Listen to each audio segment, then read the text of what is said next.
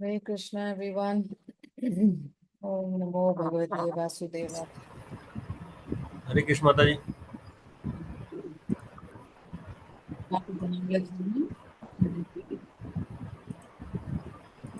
Exercises. Last class. Om Ajnana Timirandasya Jnananjana Shalakaya Shri Vayam Gurupah Kadam Shri Shri Kapada Shri Rupam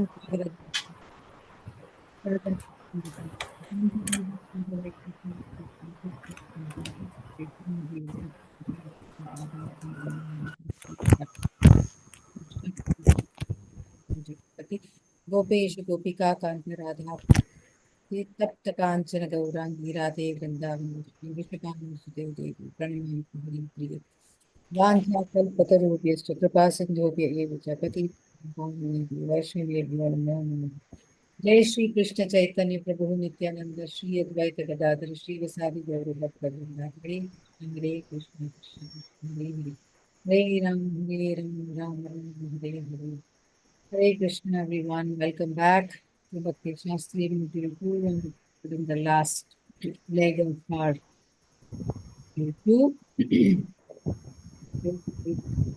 Try and revise at least 3 chapters. I've prepared for 3 chapters. If we have time, we can do more, but otherwise there's a lot that I want to cover. And if this flow is okay, we can do a very similar thing for chapter 9, 10, 10, 11, and 12. So that will be very short. Okay? Anyway, so let's get on with the revision. Can you see my PPT, Hare Krishna? Yes, Mataji. Super. Very good.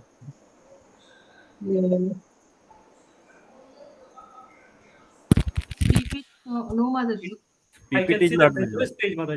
PPT is not visible? No. No, Visible, Oh, visible. okay.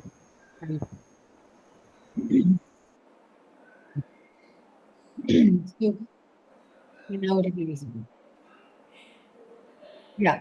So I'm going to predominantly dwell on our handbook, the information covered in our handbook, and as well as there's another resource that I had used, which again is from the resources of Srila Prabhupada.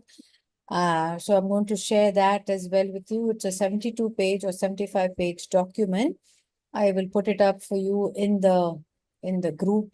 But today we will rely only on these two, and we'll try and see. And I've also kind of, put up an entire list of all the shlokas for you and also given you the link to where you can hear the shloka and practice it. Okay. And then we'll also try and see for these chapters that we're going to do today, we will try and look up the CBA, the closed book questions, along with the analogies. Okay. There are plenty of analogies. I think for chapter 9, there's a lot of analogies. So we will look at the analogies and the CBA, the shlokas, and the key points or the summary of every chapter, which again, I'm going to rely on the resource, as I said, that is available, from the Bhakti Vedanta, resource corner. Okay. I'm sure some of you may be aware of it as well, but never mind. It's a good resource. It's a good document to keep, and if you can print it and keep it in your file or something, it'll help you, because once you finish your Bhakti Shastri, you will also be, you can also do a lot of classes and all that. So this will be very, very useful for you to when you get on to doing all that. Yeah. Okay. So now the overview, as I said, will be all about a high level peek into the chapters. And as I said, there is going to be the reference that I'm going to use is a Mayapur guide, and also another resource that I just said, because I just picked it up today. It was there in my drive and I just picked it up. So I'll add that up as well when I put it up in the in our group. And then we're going to look at the CBA questions. And we're also going to look at all the memorization verses. And I've also given you a link. It's from the YouTube. And I found that this particular link, the pronunciation of that Prabhuji was very, very good. And I've just picked it up for you because it's easy. It was easily accessible. Every other resource that I saw on YouTube or on the internet was where you have to go and hunt for the respective, or you have to wait for different shlokas to come. Whereas this is very directly, you can just jump into that shloka. And the meta, he's used a little, a meta for it, which also becomes very easy when you're memorizing shlokas and trying to, and trying to, when you want to narrate it, it becomes very easy. Okay. So I've really made it quite comprehensive in terms of resource availability for you, for your preparation, because I know most of you are working and you all are very busy. So it'll be highly, highly difficult for you to do all this by yourself. So I have tried putting all this together. If there's anything more that you seek or you want, let me know. I will try and see if I can incorporate that as well. But anyway, take it very easy. Don't stress yourself, because at the end of the day, it's all about how you kind of, or how each one of us are able to, practice all that Prabhupada has left behind for us, because he has put so much of work for us. So, we must do justice to what he has done. And that's the important message for all of us. So do that. And it's always nice to know, deeper into any of the studies, because so much of time that you're putting into, to attend classes and all that. So I think it'll be nice to also, get into the depth that is required as per a guide drawn up for the Bhakti Shastri curriculum. Okay. So chapter 7, I've just put in or picked up some important verses. Now, we will try to read only the verses with some translation only if time permits. But for now, I'm just going to go into the next slide, showing you what the chapter 7 summary is all about from the Bhaktivedanta resource. Okay. So this chapter predominantly contains the following. It talks about the energies of the Lord, the Para Shakti and the Apara Shakti of the Lord, the material and the spiritual nature, the spiritual energies of the Lord. And the Jiva is the superior entity or the higher entity of the energy of the Lord. Okay. And then the Lord in chapter 7 also speaks about, particularly I've just pointed out to 7.15, 16 and 17, where he talks about the kind of people that surrender to Krishna and those who do not. I'm sure you're able to recall this, right? Very quick, high-level recall. And then he also talks about impersonal and demigod worship, and he talks about 3 types of worshippers. Okay. He talks about people, who worship in 3 forms. We will look at that in the guide that is there of Mayapur. And then finally, he talks about how one needs to move away from the ignorance which is created by Maya to devotion or love for Krishna.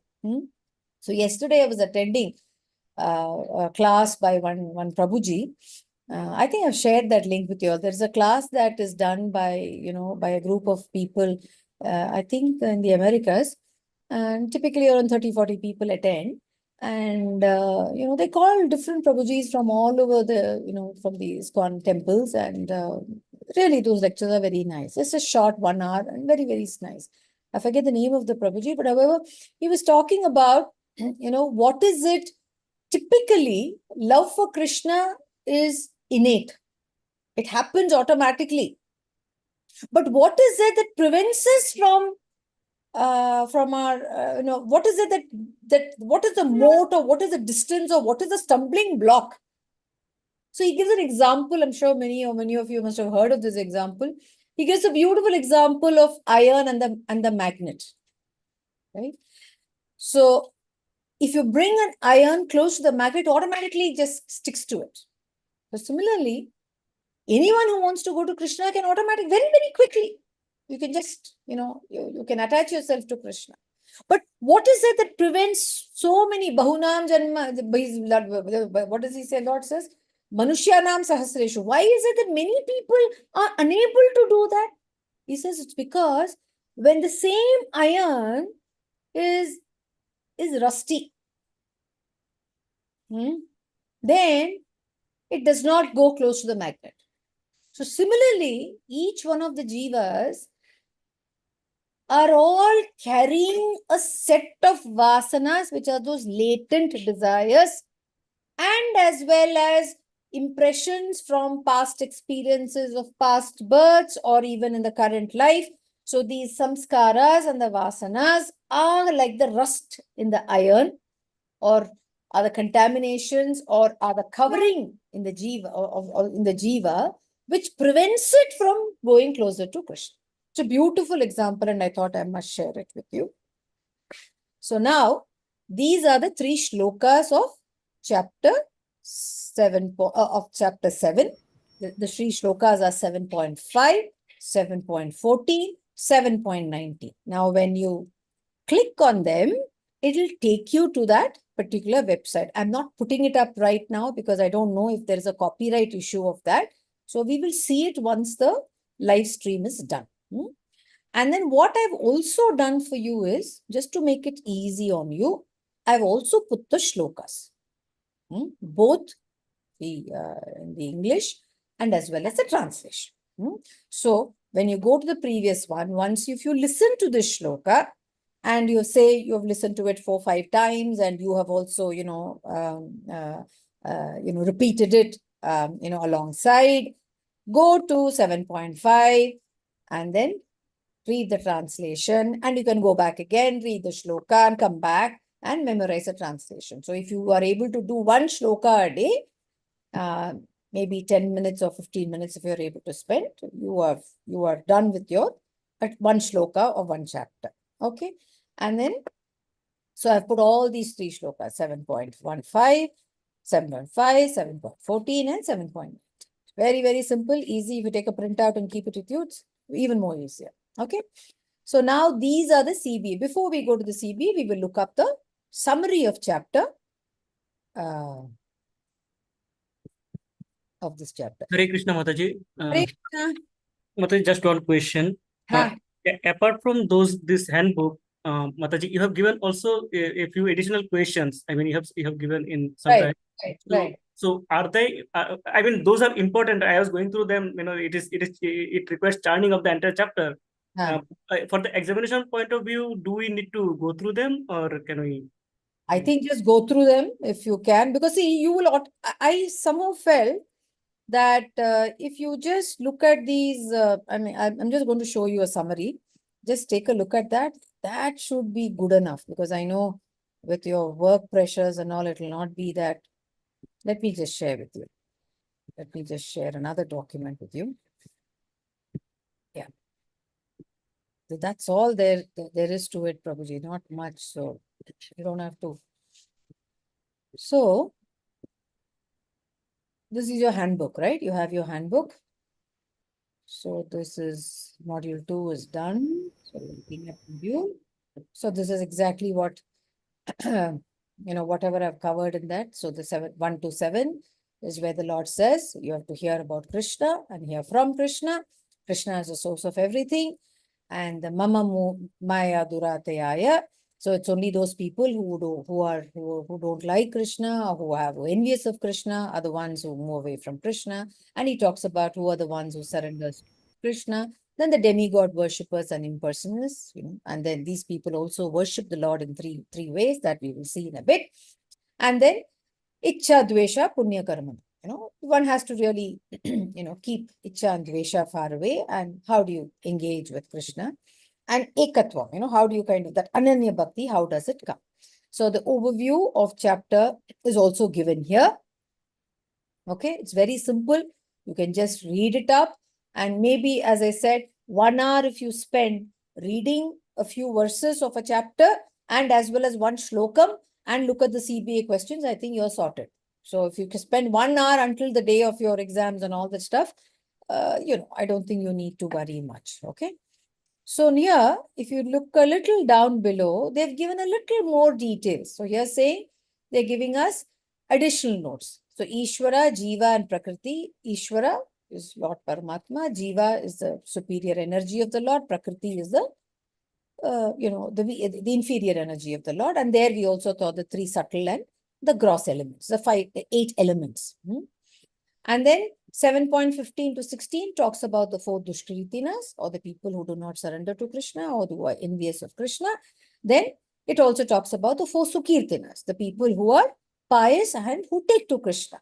And these are four types. And then of all of them, the Lord says the Jnani is the best. Then 7.29, the Lord Arjuna ends, the Lord talks about, I think he talks about Adi Daiva and Adi Bhuta, and Arjuna asks questions, which become the 8 questions of chapter 8, of which the 7 questions are answered by the Lord in the first 3 verses or 4 verses, and the rest of it is all about how does one attain the Lord at the time of death, which is what was the title of Attaining Krishna at the Time of Death, is the title of the chapter 8 as well. Okay. Now I'm going to take you to another resource. What is that? Wait, let me just take you to this resource. And I'm going to share all this with you. So somebody would like to read, this is the summary of this chapter, chapter 7. Would somebody like to read? It's just 1 page only. Hare Krishna Mataji, I can read. Yeah, but before that, so this is from a resource that is available. It's called, maybe this is 43, no? Okay, it's called Teaching and Study Guide to Bhagavad Gita as it is. Some Paramatma Mahatma has put it up. So obeisances to that Mahatma who has done this, put all of this together. So Hare Krishna. So Prabhuji, you can read. Chapter 7, the title is Knowledge of the Hare Krishna Mataji. Okay. In the first 6 chapters of Bhagavad Gita, the distinctions between spirit, the living entity, and the matter has been established. The living entity Jiva has been described as a non-material spiritual soul capable of elevating himself from material self-identification, ahankara, to spiritual self-realization by different types of yoga, the Sankhya, Karma, Jnana, and Ashtanga systems. These yoga systems for a gradual progression culminating at the end of chapter 6 in Bhakti Yoga, devotional service to Krishna. The middle section of the Gita, chapters 7 through 12, is chiefly concerned with Krishna himself, Purushottama, the Supreme Personality of Godhead, and the eternal relationship of the Jivas with him based upon Bhakti Yoga. The 7th chapter is concerned with knowledge of Krishna, the process of attaining that which Krishna says in essence, devotion to me brings full knowledge of me. Now I shall give you all material and spiritual knowledge, although knowledge of me is a rare attainment. Krishna begins by defining his 2 principal energies, the inferior energy, matter or apara prakriti, consisting of 8 material elements, and his superior energy, spirit or para prakriti, consisting of the jivas who are now entangled in matter, 4 to 5. Yeah. He is the origin and dissolution of both energies and is the supreme truth. Verses 6 and 7. Krishna then delineates how he is manifest within all phenomena.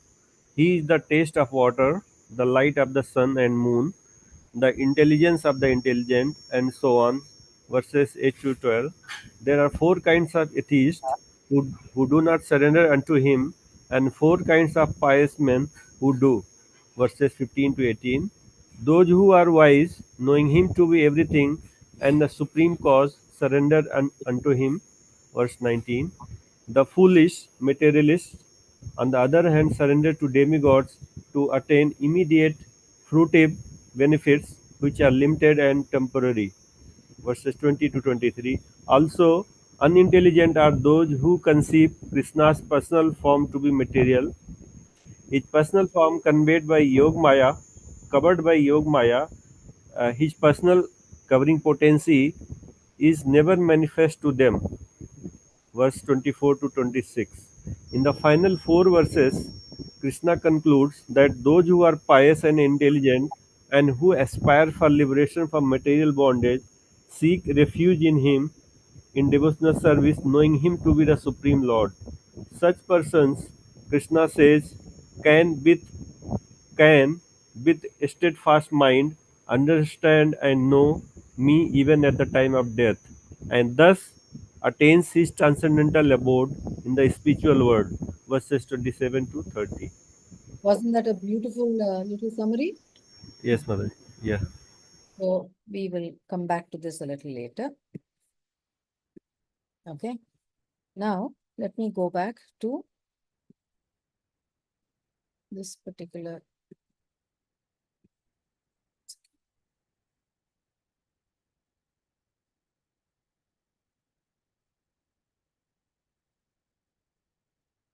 Yeah. So this is different, right? Okay, this is different. Okay.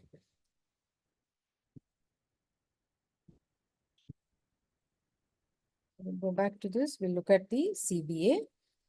Has anyone started looking at the CBA? Yes, Mother. Yes, Mataji. Super, super. Yes, Mataji. Okay, super, super. So what I suggest is, I'll tell you what I used to do. I used to typically, write down and just read it maybe 1 or 2 days before my CBA, and that really helped me because most of the question comes from the question bank itself. And like what Prabhuji just said, Sukanta Prabhu just asked if anything would come from the additional ones. Yeah, there are some which are picked up. Those are called surprise questions or something that would get picked up from, from the other list that you got. Or even sometimes it may not be in any of the lists. So it's generally, whoever's setting the paper might want 1 or 2 questions, that they think, that all of us should know. So that could also be there. So typically, if you're able to finish reading the chapter, all the 6 chapters before your exam, and as well as focus on the basic summary of every chapter and the CBAs that are listed there, you're sorted. Okay. Now, this is very simple, right? Somebody can just keep all your books ready with you. Chapter 7, so 7.4. That is where the Lord talks about all the 8 materials. Okay? Earth, water, fire, air, ether, mind, intelligence, and false ego. So list Krishna's 8 material energies in their gross and subtle. So which are the subtle in this? The 8 one, the 8 energies of the Lord? Mind intelligence. Mind, diligence, false ego. Very good. Okay, so you know it. Very good. Already got your answer for 7 for question 1. Now give the English meaning of the words para prakriti and apara prakriti. Superior, imperial. Imperial energy. Superior and inferior. List 6 ways Krishna can be seen in the material world. 7.8 to 7.11. Taste of water. Yeah. Light of the moon. Yes. Sarva Vedeshu. Yes. Sound of ether. Yes. Everything in man. Yes. Purusham, that is.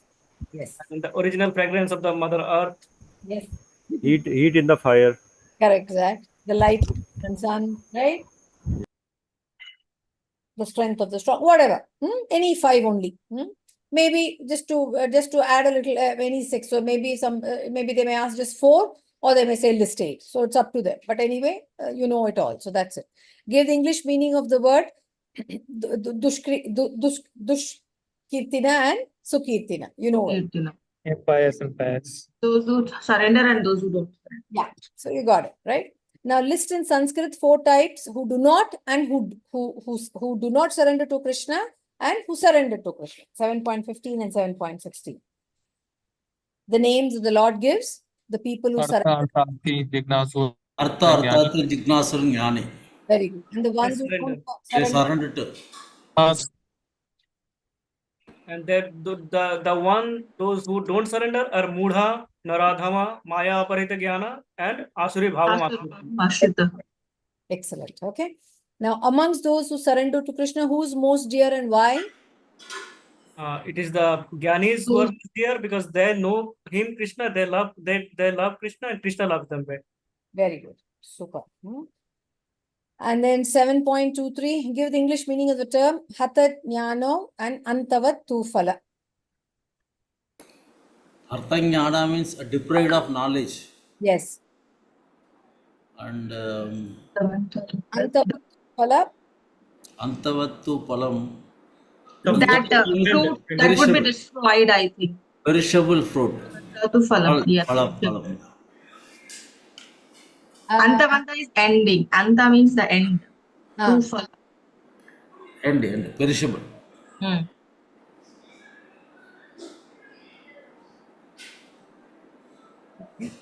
The next one is with what Sanskrit word does Krishna describe the impersonalist? Abudhaya. Very good. Define and briefly explain the significance of the terms Ichcha and Dvesha. Ichcha means desire, Dvesha means hate. Mataji, here last time you said that whenever there is a question that briefly you need to elaborate that answer, right? Yes, you have to elaborate. Maybe two or three lines each. Yeah. Like rather than only giving the word meaning, we need to write some few. We can write. Yeah, you can write, right? So you can even refer back to the first module where the Lord gives what happens when there is desire, there is Kama, Krodha, and Krodha leads to illusion. You can write all that. Vesha also, see, Ichcha and Vesha, both of them lead to all of them. It leads to Krodha, it leads to delusion. Right? So you can write all that, you can refer to some of the things that we studied in module. Now, the English meaning of the word Anantagata Papa Punya Karma. Completely eradicated. Yeah, one whose sins are eradicated. Yeah. Punya Karmana means one who acts piously. Very good. Okay, the one easy? Hello? Is it easy? It's easy, right? Yeah, yes. Yeah, it is there. Let me tell you, module 2 is very, very easy. You will have very few questions there. Okay. Now, analogies. So here you have to prepare the analogies as well. So here is where the tricky part. If 4 or 5 analogies, then you to really explain them well. 7.7 is, O conqueror of wealth, there is no truth superior to me. Everything rests upon me as pearls are strung on a thread. How would you explain? Mataji, this is the question, right? Yeah. We need to elaborate because usually I was confused in the first module also about the analogies. So I just wanted to know how we need to this would be the question. We take it as an example. This question has been asked like this as it is. So how we need to explain it? So you have to go back to Prabhupada's purport. So here what does it say? The Lord says everything rests upon him as just as the pearls are strung on the thread. The Lord is a common factor for all the jivas, all the entities, material, the inferior energy, and as well as He is the one, the energy that though he calls it inferior, it's his own energy. And all the jivas are his superior energy, and all of them are strung together just as pearls in a string. Some pearls each of the pearls may have different colors, but at the end of the day, the astitvam of each of the pearl is the Lord. And each pearl shines only as long as the energy from the Lord is provided to them. So, which means that everyone is equal for the Lord, and all of us are, each one of us different. We may come in different sizes and shapes and colors, but at the end of the day, our foundation, our data, and that person to whom everyone has to surrender is the Supreme Person. And that's the truth. Each one of us is contained within the Lord, and each one of us derives the energy from the Lord. There is no one who can say that their energy is different from everyone's energy comes from that superior Lord. So you have to explain your understanding of what you have in this particular verse. Purpose. Okay, and purport. So you have to read the purport. But then can we refer Gita Subodhini also, wherein there also the analogies has been explained, but in a brief way? That is very brief, That is, see, no one can see. You have to bring in your own words, and you can describe it based on your own insights as well. Okay. Yes, ma'am. Bring in your own creativity, bring in your own insight.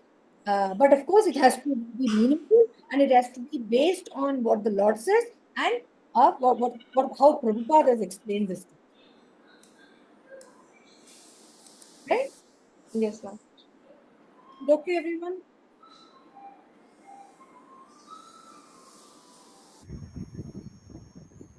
And the analogy should be answered in any specific like lines or words. Maybe at least, I'm sure 100 words will be there at least, minimum, right? 100, For 150. analogies. Yeah, Okay. will be there, right? Some analogies can be longer as well, depend. That we see as we go. So Okay. 6.12, under the state laws, one may be punished. But the king, the lawmaker, is not subject to that. Similarly, all the modes of material nature, goodness, passion, and ignorance, are emanations from the Supreme Lord Krishna. But Krishna is not subject to the material. How would you do this?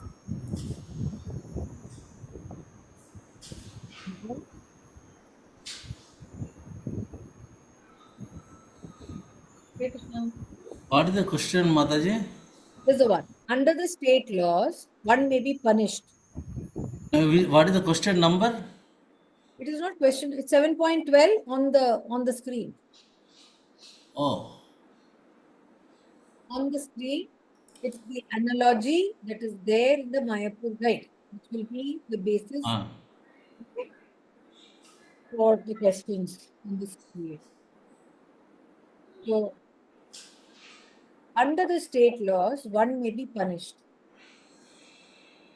But the king, the lawmaker, is not subject to the law, to that law. Similarly, all the modes of material nature, goodness, passion, and ignorance, are all emanations from the Supreme Lord Krishna. But Krishna is not subject to material nature. This is basically the gunas, right?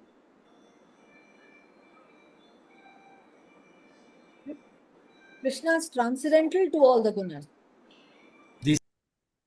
this is Mataji. Under the state laws, one may be punished is suppose if a thief or anybody is there, he is taken to the court. There, the argument is that the judge gives the punishment to the punisher, the man who has made mistake.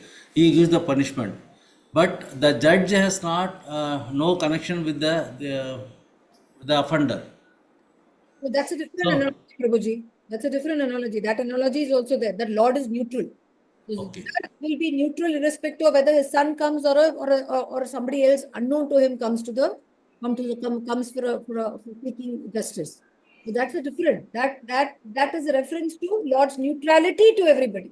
The judge will be neutral. So just as the way judge is neutral in the material, the Lord in the entire scheme of things of material and spiritual world is neutral. That's a different analogy. Acha, Mataji, another example is that in the military, the fighting.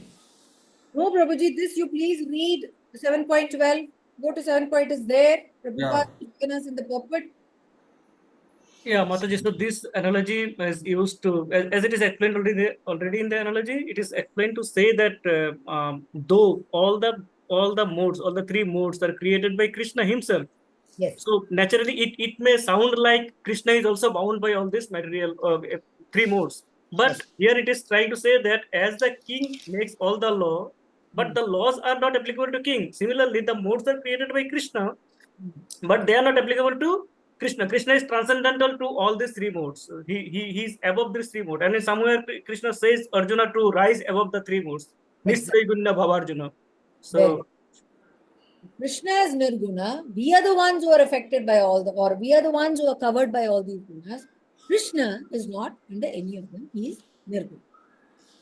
Mataji, can we add a point here that those who have an understanding of the Bhagwan feature, they only can understand this, and those who think that Krishna as a normal jiva, so they think that he is bounded by the three laws of material nature. Please go ahead. Yes, absolutely. This is where your insights also come in. You can bring in your own insights into the analogy, and that's the purpose of giving us or asking us to explain or talk through these analogies. Is it okay, everyone? Yes. Ramchandra Prabhu, is it okay? Is it clear to you now? No, okay, Mataji. Yes, Mataji. So what you said was also right, Prabhuji, but that does not come under this. That talks about the neutrality of the law. Okay. Okay. Now, 7.14.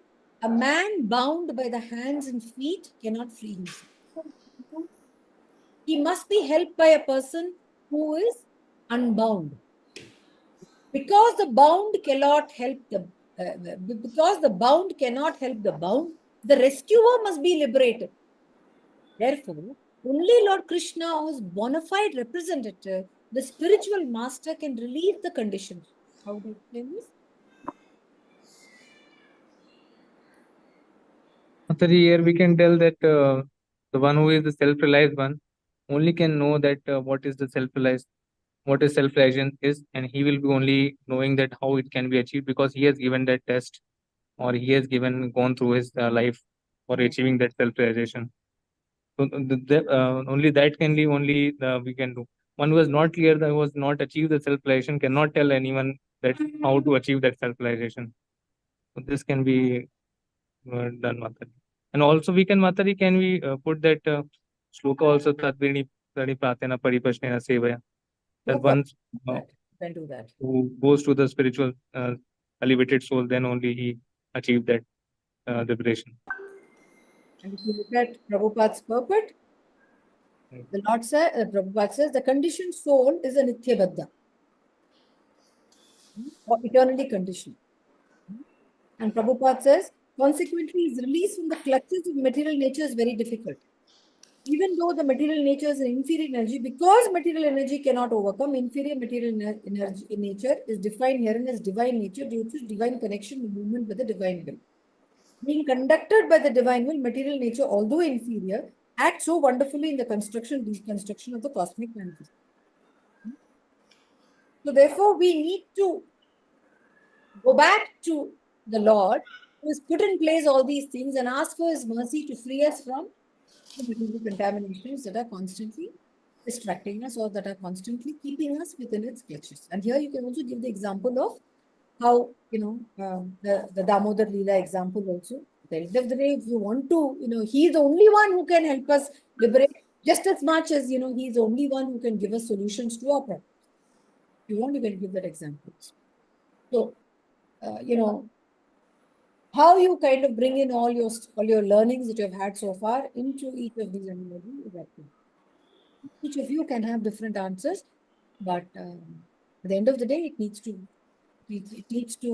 be in line with the analogy, which is that you can only be unbound. You can only get unbound by one who is not bound. Who can help you when a man is drowning in the sea, which is a common example that we often see in Prabhupada's purport, who can help him? Only one who has the strength and who can pull you out, who's not in the water, can help you. Not someone who's in the water again, who's again sinking with you, cannot help you. Someone who is outside, someone who has a superior energy, is the only one who can extend his arm and who can extend support and take you out of the water. Okay, Hare Krishna.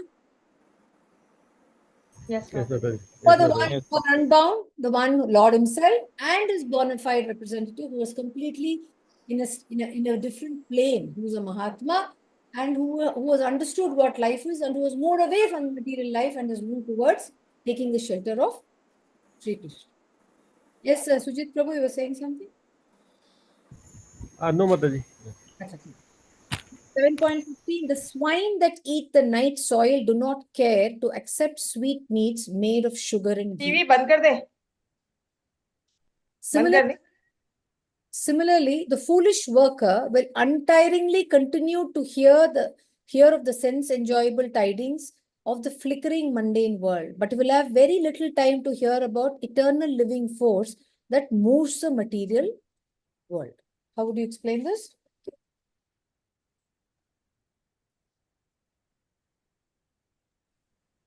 So it is saying about those who are not inclined to Krishna or not inclined to bhakti or perform devotional service. So they are already conditioned to enjoy the sense. They are already merged into the gross sense enjoyment, and they are enjoying their sense enjoyment activities, and they don't want to come out of that. So it's like the example is swine is eating soil in the night. So if we offer a very good thing also, I mean a payasam made with rice and ghee, they will not offer that. They will not try to. They will not like to appreciate that good thing, because they are habituated of taking the sense enjoyment things, which are in general we think that these are not good. So we can give another example, like a drunkard.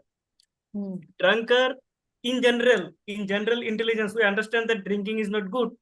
The drunkard drinks and can't take food, and without food he lies down all the night, and the next day he gets a headache. Still, knowing this, again next day he will drink again, over again and again. He will not come to the temple and listen to the discourses. Correct. Very nice, Prabhu. So did everyone get this understanding of this particular analogy? Hare Krishna. Yes, Mataji. Yes, Mataji. So you can again bring the holistic way, Sukanta Prabhu brought Mataji, his. we can include Dushkritinas also, no? Yes, you can do that, Prabhuji. How Sukirtinas take to Krishna and how the Dushkritinas move away from Krishna. You can do that. Right. Okay. Now 7.23, the Brahmanas are the head of the Supreme Lord. The Kshatriyas are his arms. The Vaishyas are his waist. The Shudras are his legs. And all serve different functions. How do you explain this? 7.23. Mataji, here we can include that how important is the Varnashrama Dharma in the society in order to have a peaceful society. Very Here good. we can clearly explain here. Excellent. And you can also say that there is nothing like somebody is superior to another person. Each one of us, based on our skills, talents, and abilities, do a certain thing. And every one of us contribute to the same society in which we live in. And that's very, very important. And Krishna does not distinguish anyone. Krishna is neutral to all. Okay. Right. 7.26. That's with reference to 7.26. The clouds may cover all the sun, moon, and stars in the sky temporarily, but this covering is only apparent to our limited vision. They are not actually covered. Similarly, Maya cannot cover the Supreme Lord. This is the ignorance Yes. that the jivas have. Very good. Excellent. And you want to explain that a little bit, Mataji?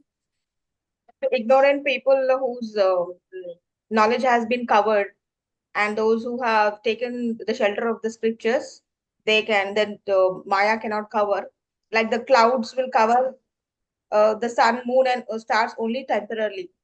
The same way, the jivas, those who are in ignorant, can be covered temporarily if they have taken the shelter of the Vedas and Shastras and spiritual master. That the covering would be taken off, and they'll get to know about the Lord and all. And even Prabhupada has given an example that how Maya cannot cover the Supreme Lord. Correct. Maybe we can add up some more points in that from Prabhupada Thoughts. Exactly. Okay. Guru and Gauranga can help us, save us, right? Okay, great. So shall we move to chapter 8? Hare Krishna. Thank you, Mataji, for explaining the analogies, because I was a bit worried. And I have even a doubt about the open book, because I haven't prepared, I haven't submitted also. Open book assessment. You have sent us a text that you should exclude Prabhupada purpose and the... No, when I said exclude, what I meant was when you're counting your words, if you're using Prabhupada, anything from Prabhupada's word, because that's his quotation, it will be in quotes, right? And you're also using directly a verse from the Bhagavad Gita. So that you exclude from your 750. So which means if you're adding quotations from purports and, Veda base and, Vanipedia and verses from the Bhagavad Gita, say another 200 words will come. So your essay could go up to 1,000 words, but 750 should be your own. That's what I meant. 750 can we write in our own language? Like last time, how we were prepared, taken out points from Prabhupada purports only, and written few by my own, but not completely 750 by my own, not even 500 also. That was accepted, but now doesn't matter. No. I'll tell you, last time, I think I gave you a feedback, right? Some of you all had written very short. Some of you all had elaborated very well. Okay. So the general principle is that you need to kind of bring in your own insights and your own understanding of because many of them are either application questions or understanding of that principle or of a certain or a certain verse of the Bhagavad Gita. Okay, so therefore it has to be your understanding, and in your understanding you can bring in quotations and verses from the Bhagavad Gita or from Prabhupada's purports yourself. But your understanding has to be your understanding. It can't be Prabhupada's purport, no? It can't be Prabhupada's quotations, right? So you mean that when we are writing about our understanding, then wherever suitable, we need to quote Prabhupada verses and the examples, right? Exactly. Exactly. Okay. Try if you can. I mean, push comes to shove, you can't. That's different thing. Okay. But try. Okay. Yes, ma'am. Okay. Because somebody else is going to be correcting it. So it all depends on them as well. So make it very difficult for them. Huh? Okay. Now, chapter 8 is 8.3 and 8.4. The Lord answers the questions of Arjuna. He says, he also defines Jiva, the Adhyatma, the Karma, Adibhuta, Adidaiva, Adiyagna, and Paramatma. Then 7.5, 7.6, 7.7, he just gives a quick, he runs through a quick, gives us a quick overview. He says, how does one know Krishna at the time of death? And then the Lord says that, look, he does not contain us within one path. He gives us a different path to love Krishna. One is the path of the yoga, which is the dhyana yoga. And then the other one is the marga of bhakti. Then what is the result of pure bhakti? Whether through the marga of that love for Krishna right from day one, or through the marga of yoga, you start loving Krishna, whatever. But he says there is a result for pure bhakti, and that he explains in 7 point. I'm sorry, it should be 8.15, 16, and 22. I should make it all, I should change it. I'll change it and send it to you. Okay. I'm sorry, yeah. I've put 7 everywhere. It's not 7, it should be 8. 8. Yeah, 8.3. yeah. I will make this correction and send it to you. Then the Lord talks about the different parts of leaving the body. The leaving the body during the day and the night, and during Amavasya and during the Purnavasya and all that stuff. During basically the summer solstice and the winter solstice. But at the end of the day, the Lord says, for a bhakta, it doesn't make a difference at what point in time or what time of the day they leave the body. And he ultimately concludes the supremacy of bhakti. Okay, so similarly, now we'll go back to the old drill that we did for chapter 7. I will take you back. So let's look at, where is that? Okay. Mataji, at least for the 15 days, Krishna must be happy that we are spending more time reading Bhagavad Gita. Exactly. He is always happy, Mataji. Whenever you chant the name of the Lord, I think that itself.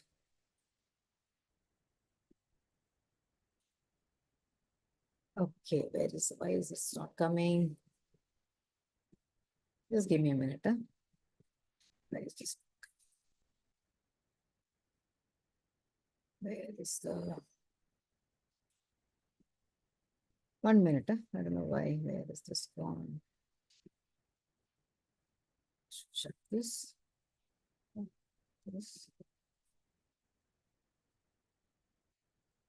Okay, before I go there,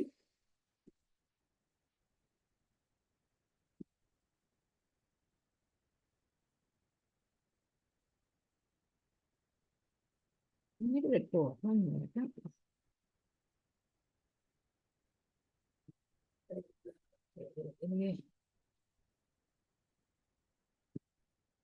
Okay.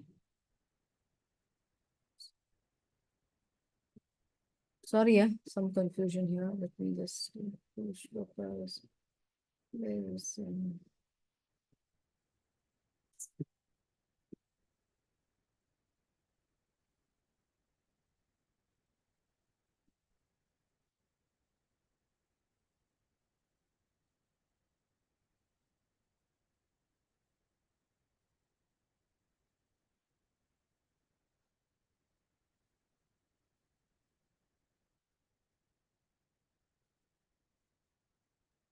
why did it start on? I could see that. Yeah, got it.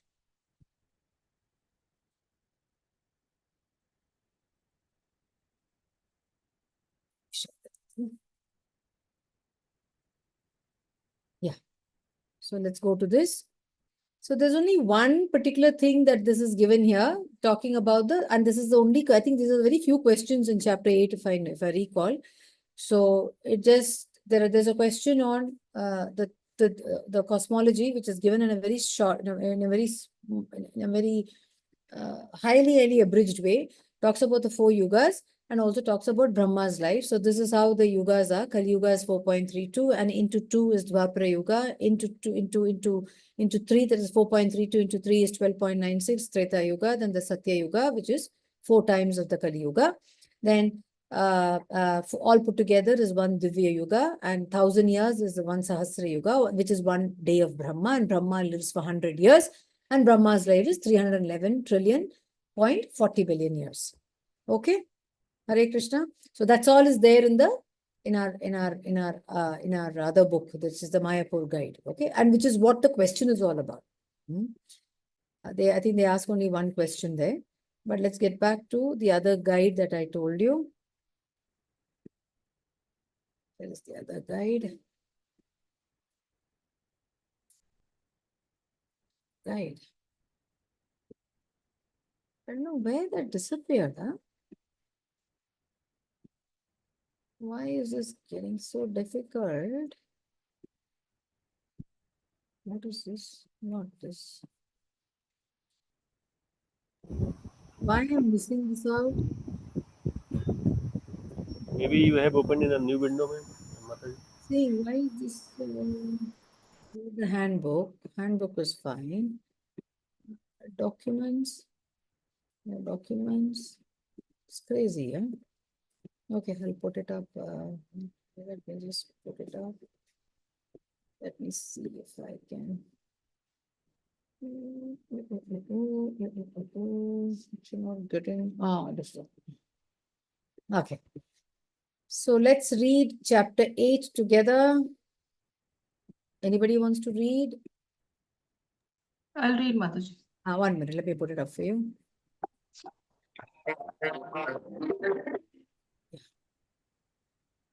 Put it up for you.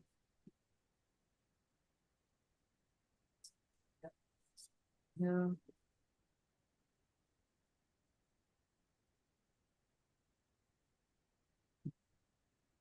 It's gone somewhere else. Why has it gone to the whiteboard? Okay.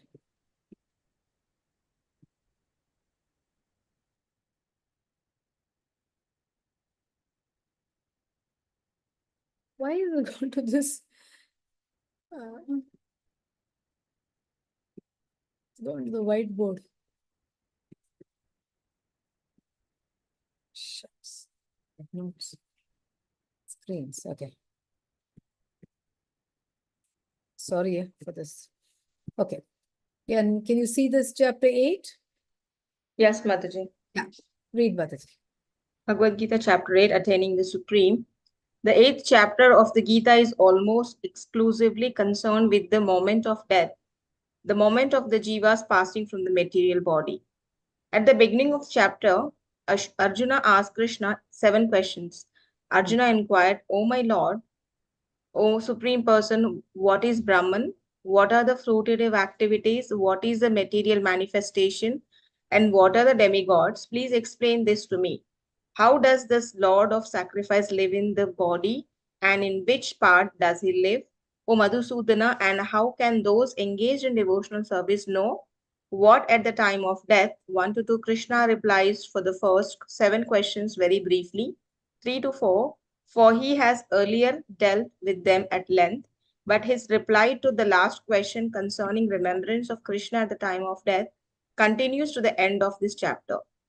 Krishna tells Arjuna that whoever leaves the body remembering him attains his abode. 5. The quality of one's consciousness at the time of death determines one's next destinations. 6. Since the content of one's thought and memories or at death is influenced in turn by one's consciousness and activities during life, Hare Krishna, Mataji. Yes. This is verse 5, this is verse 6. Yes, Mataji. Got it? Acha, theek. Okay. Yeah. Okay. Go The ahead. activities in life, Krishna instructs Arjuna. No, the content of one's thought and memories at death is influenced in turn by one's consciousness, the activities during life. Krishna instructs Arjuna to think of him constantly, even in the course of his prescribed duties 7 to 8. By such constant meditation, one reaches Krishna after quitting the body. In verse 9, Krishna instructs how one should meditate on him. In the next 4 verses, 10 to 13, Krishna describes the arduous Ashtanga Yoga method of meditation on Krishna for the attainment of spiritual planets. Krishna then concludes that he is attained most easily by one who is unflinchingly devoted to him. 14. The Bhakti Yogi. After reaching Krishna in the spiritual world, the Bhakti Yogi never returns to the material world, which is full of miseries. 15 to 16.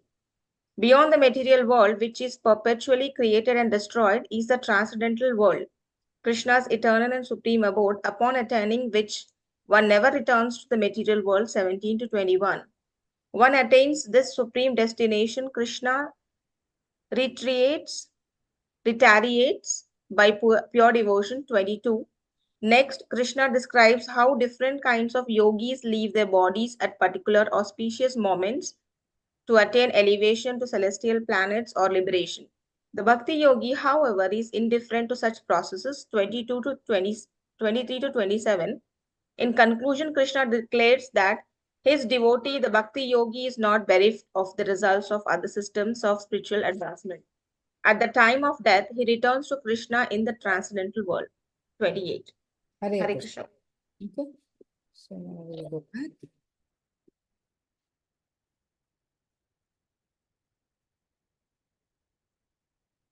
Yeah. Can you see this one? So there are only 2 shlokas in chapter 8, that is 8.5 and 8.16. And as in the previous chapter, I've given you the link where you can listen to this audio. I'll play the audio after I've done I'll stop the live streaming. And then you can listen to that and you can practice. The next will be, so here again the shlokas. Andakale cha mameva smarana bhuktva kalevaram ya prayati samadbhava yati nastyatra samshayah. The next shloka is Abrahma bhuvana lokaha punaravartino arjuna mamupeti tu kaunteya punarjanmana vidyate. Okay.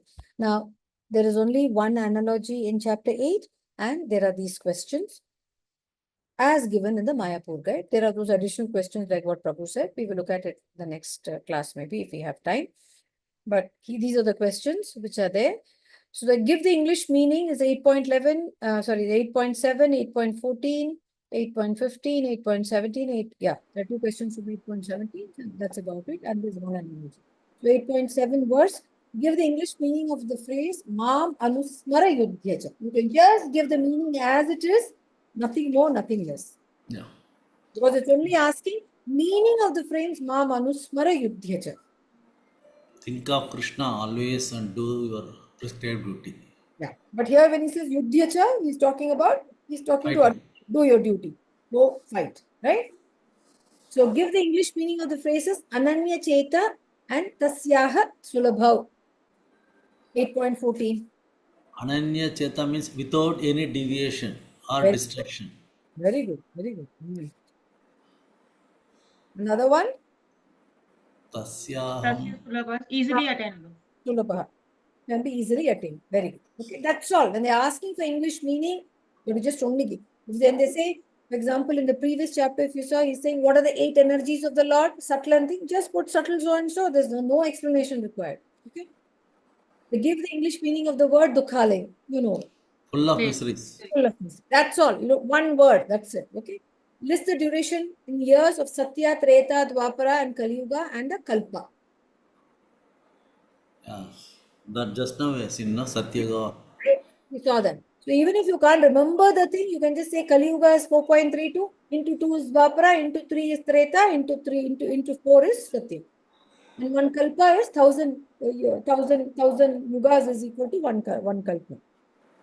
1 Divya Yuga. Correct? And then what is a what is a Brahma's life in earthly years? You saw 333. 311 Yeah, trillion. 311 and now 8.8. Yeah, very good. The 8.8, the caterpillar, this is the analogy. The caterpillar that thinks of becoming a butterfly and so is transformed into a butterfly in the same life. Similarly, if we constantly think of Krishna, it is certain that at the end of our life, we shall have the same bodily constitution as Krishna. How would you explain this? Like it's about the determination what we have. Very A good. determination, like a butterfly has a determination that from that ugly body he wanted to become a beautiful butterfly. So if somebody wanted to just get out of this miseries of the Janma Mrityu Jara Vyadi, so from that life he wanted to get transformed to this spiritual life, so he can be able to get that through the bhakti yoga within this life only.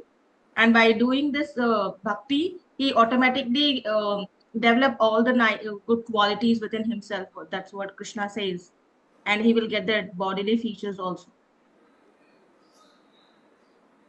Is it right? We can also add that on the whole life, the way we develop our consciousness in our whole life will ultimately lead to Krishna. So if we think constantly of Krishna, so we will be Krishna conscious, and ultimately it lead to the Krishna and attain him. Very good. Anyone else? Any other insights?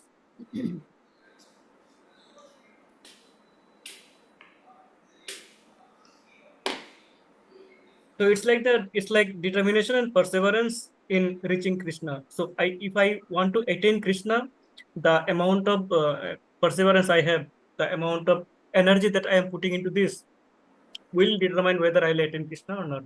As the caterpillar, it thinks of becoming a butterfly, and it gets to that. So we can also in this lifetime attain Krishna, but it depends upon our own determination and endeavor that we are putting into it. Mataji, this also has the aspect of determination and then the support by the Lord Himself in reaching the destination or the goal.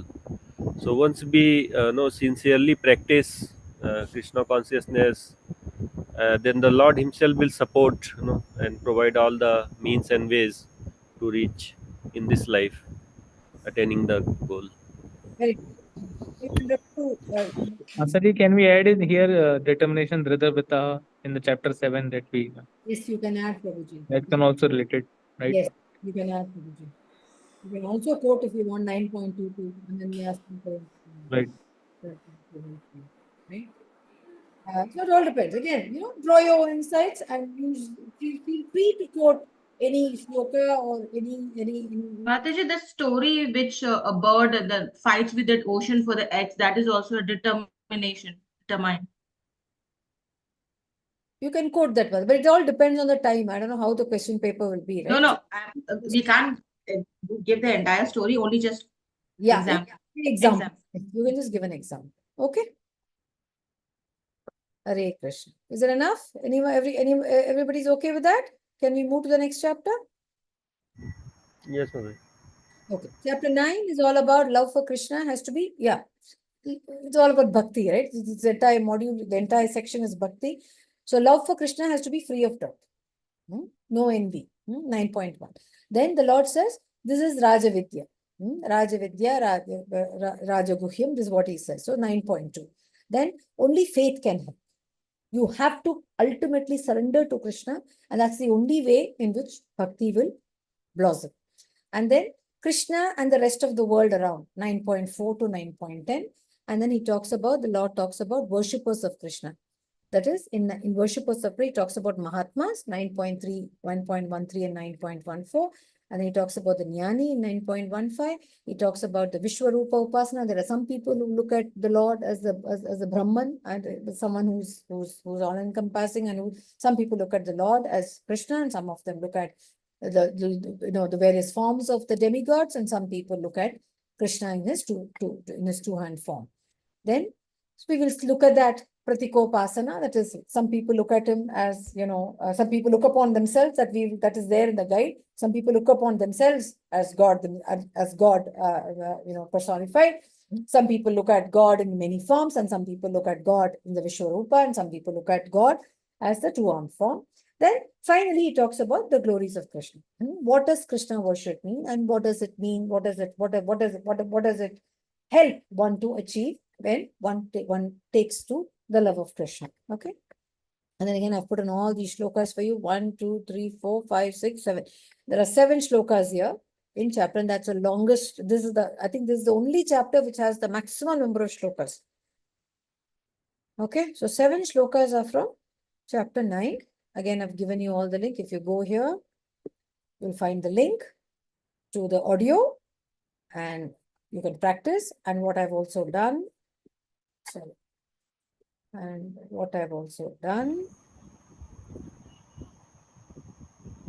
put the shlokas for you.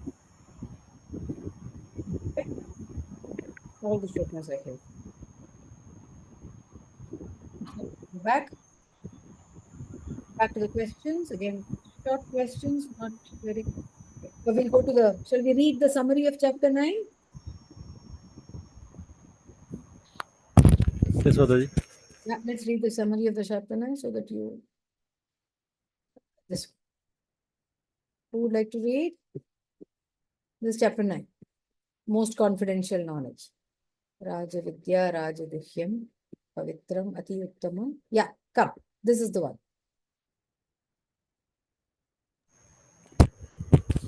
So, Mataji, I can read if nobody else is reading. I can read. Okay, Mataji. Earlier in the Bhagavad Gita, knowledge concerning the difference between the soul and the body has been described as confidential. Now, in the 9th chapter, Rajvidya, the king of knowledge, and the Rajguhyam, the most confidential knowledge concerning the eternal constitutional function or the activity of the soul is explained. The eternal constitutional function, Sanatan Dharma, is described throughout the Gita and the 9th chapter in particular as Bhakti or transcendental devotional service to Krishna, the Supreme Personality of Godhead, Purushottama. In the beginning of the chapter, Krishna says that he will now impart the most secret wisdom which will relieve Arjuna, whose firm faith in Krishna qualifies him to receive these teachings from all miseries, verses 1 to 3. Krishna then explains that the whole cosmic creation rests within him. Yet, although he is the source, maintainer, and the controller of the universe, he remains transcendental and detached from it. Uh, Verses 4 to 10. Krishna next describes the fools, murhas, ignorant of Krishna's transcendental supremacy, who derides his personal human life form, and he contrasts them with the great souls, Mahatmas, aware of his divinity, who worship him with devotion. Verses 11 to 14. Krishna then describes different types of worshippers of impersonal Brahman, of demigods, and the universal form, and he describes himself as the actual and ultimate object of worship. Verses 15 to 21. The protector of his devotees, verse 22, and the ultimate beneficiary of all sacrifices to the demigods, verses 23-24. Other worshippers attain the abodes of their objects of worship, but those who worship me will live with me. Verse 25. In the final verses of the chapter 9, Krishna talks about his devotees by making him the object of all actions, offering and austerities. His devotee is freed from the bondage of karma and attains him. 26 to 28. Although impartial, Krishna favors who serve him in love. Verse 29. Even if a devotee does ill, he is still to be considered saintly, for he is properly situated. The process of devotional service itself will elevate him to the righteousness and ultimate perfection. Verse 30, 31. Furthermore, even persons considered to be of lower class can attain Krishna by seeing shelter in him. What to speak those of high birth? Verse 32, 33. In conclusion, Krishna declares that one who is completely devoted to him attains him. Engage your mind always in thinking of me. Become my devotee. Engage your body in my service and surrender unto me. Completely absorbed in me. Surely you will come to me. Verse 34. Hare Krishna. This is helping you to quickly do a recall of your right? Simple, Right. Yes. right? Not much to say, right? So that is the reason why I just thought. Okay, so next we will go and look at the Mayapur guide, what the Mayapur guide says about 9.4. So the Mayapur guide 9.4 to 10, Yoga Aishwaryam, okay, the mystic opulence of the Lord. Then these are the verses that the entire creation rests on Krishna, but he is aloof. And what is the analogy? King and the departments. The king sets up all the departments, but the king is aloof from all of that. The departments that has to conduct its work based on the SOPs or based on the standard procedures and policies that are given to them. The king does not interfere. Just like the king does not interfere into every department, or he cannot oversee what every department is doing, Krishna also has set up a whole lot of people, a whole lot of administrative things has been set up by Krishna. Krishna has engaged all of them to do their work, but he does not interfere in the work. Similarly, he gives us a lot of freedom. It's up to us as to how we use our freedom in the path that will lead us to Krishna, or we choose our own path and decide our own course of fate, which again, Krishna is not going to stop us from doing.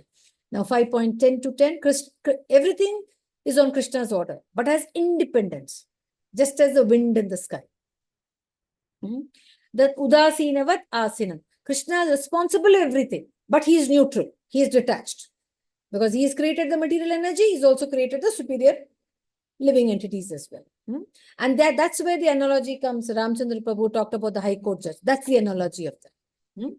Then, Maya Adi Akshena, my above eyes. By his glance, Krishna activates matter.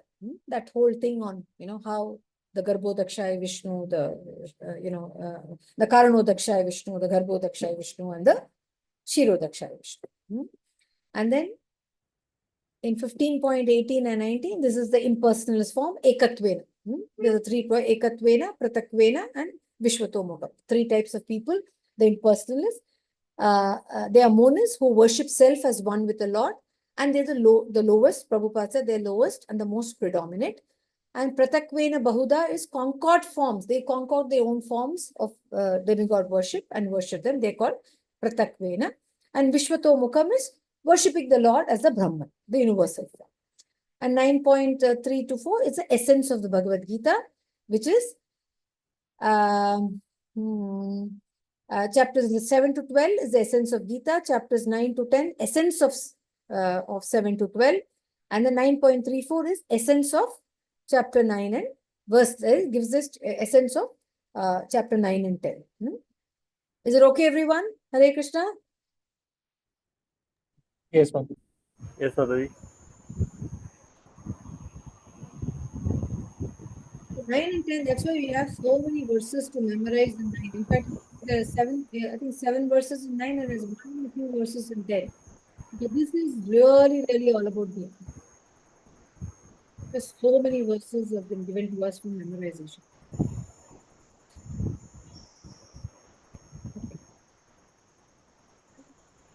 Okay.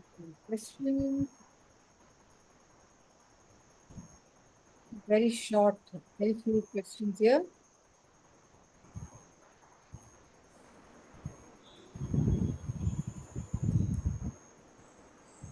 English meaning of the words Yoga Aishwaryam and Udasenavat and Manushya Tanu Ashrita.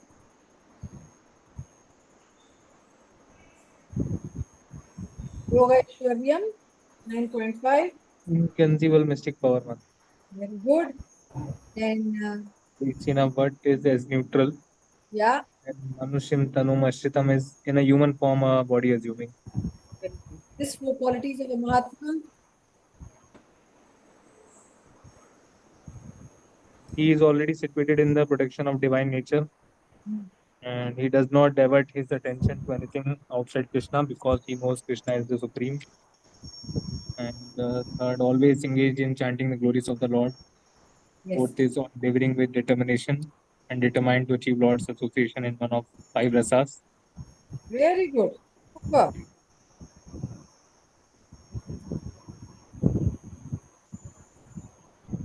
Very nice. It's also one of your memorization. Sachatam, Kripayantu, Meta,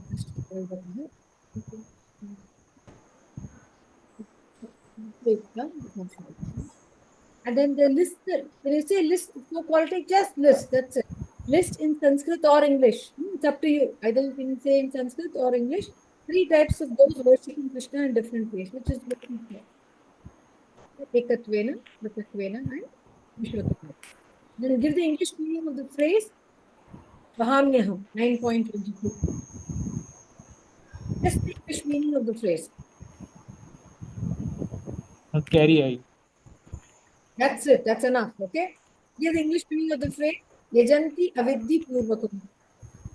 In a wrong way. Very good. English meaning of the phrase Bhajate Mam Ananya Sadhu Eva Samandha Prabhya. Is engaged in devotional service unto me without deviation, a saintly saint, certainly he is to be considered.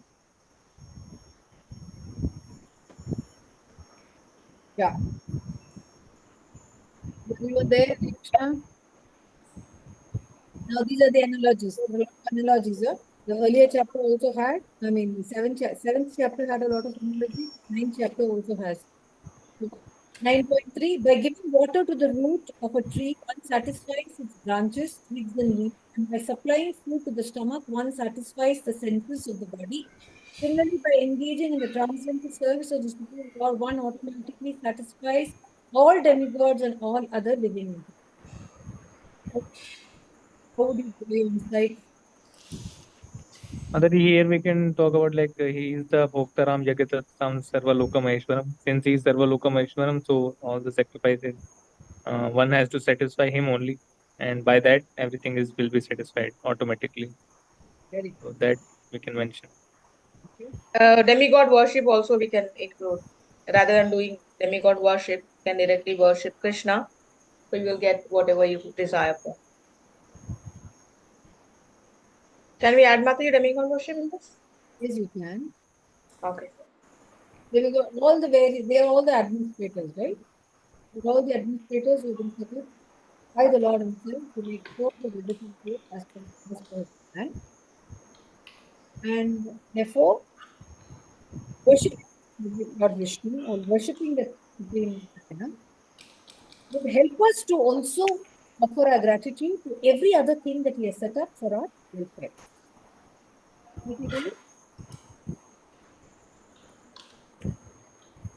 Any other insights?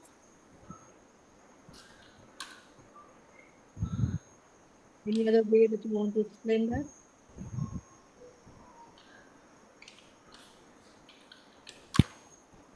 Okay, I'm moving to the next one. A king heads a government which is but the manifestation of the king's energy. The different government departments are nothing but the energies of the king. And each department is resting in the king's power, but still one cannot expect the king to be present in every department of your study. This you can explain, right, everyone?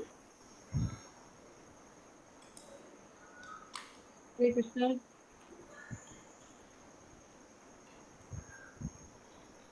Right, Mother. It's logical, Mother. You can explain it logically. In fact, 9.3 and 9.4, you can, if the questions are not getting, both of these are not being asked, you can draw both these examples into each other. Okay.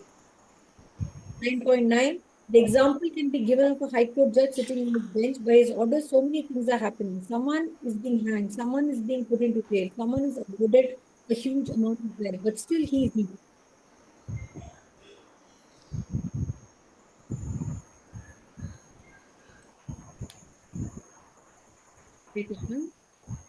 Okay. You can also bring that example, that analogy of the string and the pearls in this. So you can mix and match based on your level of comfort in linking up all that we have studied, or based on your own studies of other scriptures, you can explain these analogies. It is basically to see how much we have understood and how we can interlink and logically build up our understanding of the subject matter. Is it okay? 9.9, is it okay with everyone? Yes, Mataji. How the Lord is neutral to everyone, like we had discussed about the sufferings of the humans, like are they like God will not help them, or like why they are suffering and all. That examples also we can add in this. God will help us always. Which example are you trying to give, Mataji? It is like why people are suffering if everything is predestined. Will not God help them, because God is equal to everyone? So here the High Court judge is sitting on his bench. He gives his like he is doing his job. He's not getting affected with anything. Right. The same way people are getting punished because of their karmas, not because God will not interfere in that. Maybe we can add that in this message. Okay. Okay. So 9.10, when there is a fragrant flower before someone, the fragrance is touched by the smelling power of the person. Yet the smelling and the flower are detached from one another. There is a similar connection between the material world and the Supreme Personality of Godhead. How would you explain this?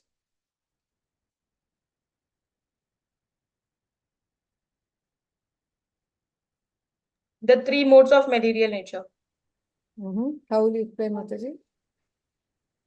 Like the Krishna would not be getting affected, even though he's incarnated in this material world, but nothing has been affected him, like how that affects to a conditioned soul. That's what I understood. Okay, anyone else? Any other understanding that you had?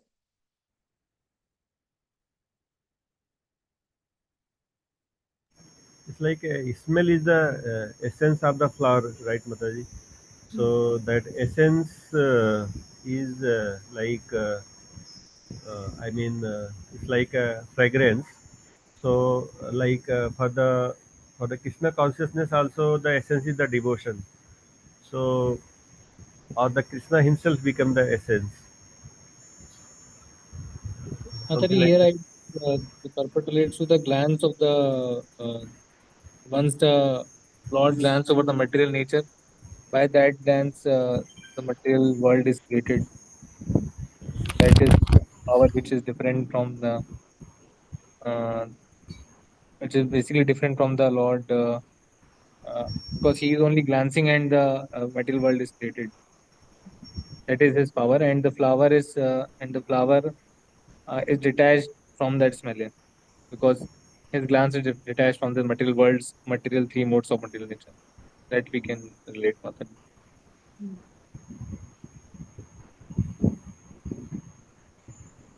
Yes.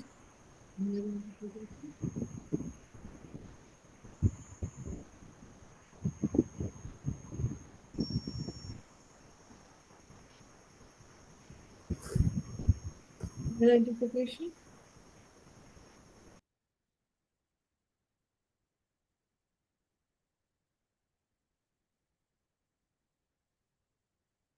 I think all of you have said it, but ensure that you're really putting in your own words, and and also refer to the purport, like what you just said.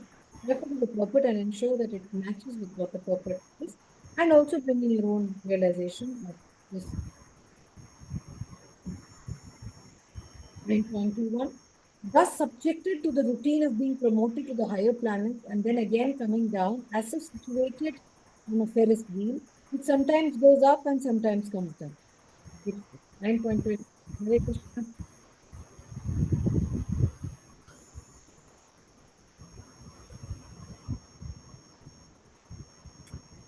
So when our fruitive activities gets over at the higher planets,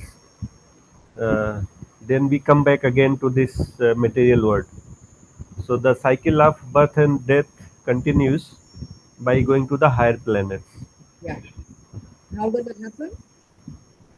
Mataji, because we worship demigods, and then we get the blessings from the demigods, and we reach to their planets. We enjoy the fruitive activities, and that has a limited time. Right. Uh, so then once that gets over, we come back. Oh, super. I think all of you are ready.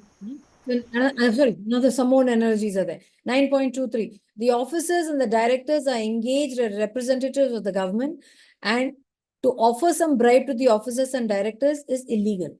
Krishna does not approve the unnecessary worship of demigods. So this all of you can explain? Yes, Mataji. Right. 9.29. When a diamond is set in a golden ring, it looks very nice.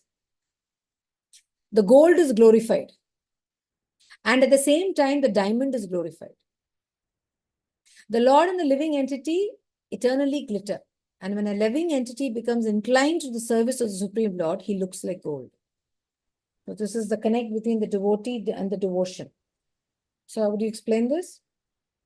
When Mataji, the margin energy, which is the living entity, comes in contact with the superior energy, basically he attains the transcendental uh, uh, service to the Lord Mataji. That we can explain. Super. Great. Any other explanation by anyone? Like the part of a machine which has been taken out from the machine, it has no value.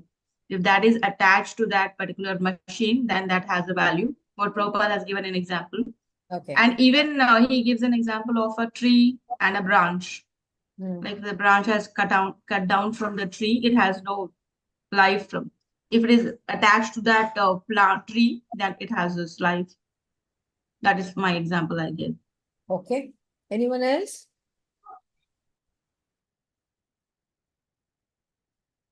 So this particular analogy basically highlights the importance of devotion and devotion in the life of a devotee. The devotion is like the jewel. It's like the ornament of a devotee. 9.30. The spots that resemble the mark of a rabbit on a moon do not become an impediment to the diffusion of moonlight. Similarly, the accidental fall down of a devotee from the path of saintly character does not make him abominable. Mataji, here we can explain that one who is constantly engaged in the devotional service of the Lord without any deviation, and he by accident he falls from his so he does some abominable activities, then he can still be considered as saintly because he is still continuing his his duty as serving the Lord Mataji. Yeah. Because one of the important qualities of a devotee is whenever they do something, they do an act which is not acceptable or which is wrong, they're able to quickly realize it and seek the prayaschitta. Okay? That is the capacity that a devotee gets because of his devotion to the Lord. He or she immediately will know when they're on the wrong path. Okay. So again, as I said, I've given you all the shlokas. So with this, I've covered 3 chapters in our session today. I will just stop share and I want to show you the shlokas which I have, where I've given you all the link. But I'm going to close the live stream right now because that is it's from a different source. So it's not from our Bhakti Vedanta source or from our Prabhupada and from our ISKCON source, a different source. I don't want to open it on YouTube because if it is a copyright infringement, YouTube will punish us and our entire thing will get affected. So let me just close it. Vancha kalpatarubhyascha kripa sindhubhye vacha patitanam pavanebhyo Vaishnavebhyo namo namaha. Hare Krishna Krishna Krishna Hare Hare.